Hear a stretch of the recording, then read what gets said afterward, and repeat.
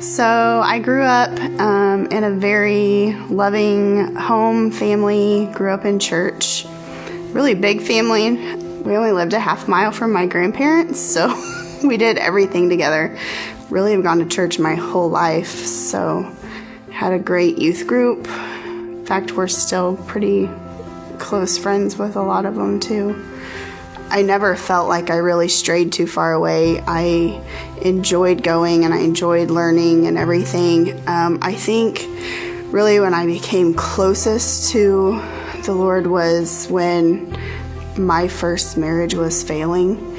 And I had friends and family and everyone there supporting me, but He brought me the only peace I could find in all of that.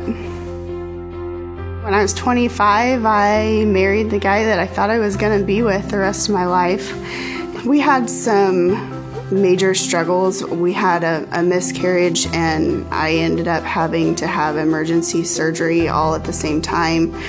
It was pretty much after the second failed infertility treatment when it all came crashing down.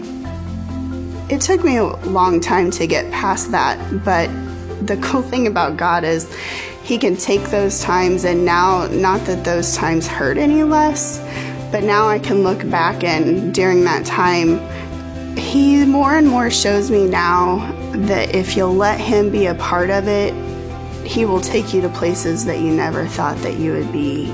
I said when I got divorced I was never getting married again, and I think God kind of chuckled at that. He sat back for a few years and let me think that.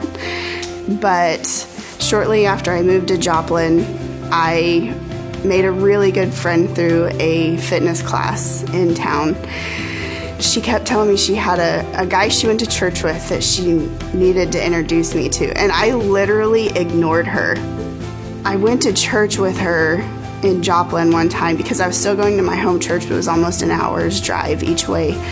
And I kind of mentally prepared myself that I was going to have to meet this guy she kept talking about. Oddly enough, I didn't actually meet him at the church, and I kind of thought I dodged a bullet. And then she tricked me, and he went to lunch with us. But I pretty much told myself from the get-go that I was just going to lay all my cards out on the table with this guy and basically try and scare him off. But little did I know he had his own unique deck of cards. One of the first dates we went on, he was speaking at Watered Gardens. I had, not that to my knowledge, ever even met a homeless person. In that time since he and I have been together and now married, I've met some of the most incredible people through volunteering there. I also got to meet April, work with April, and now I get to volunteer with her and the ladies at her discipleship recovery house every week.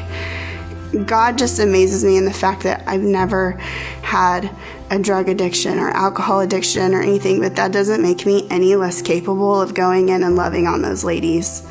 Just to be able to watch them walk through steps that they might have thought never would be possible because of decisions in their past doesn't make God any less possible from making those happen.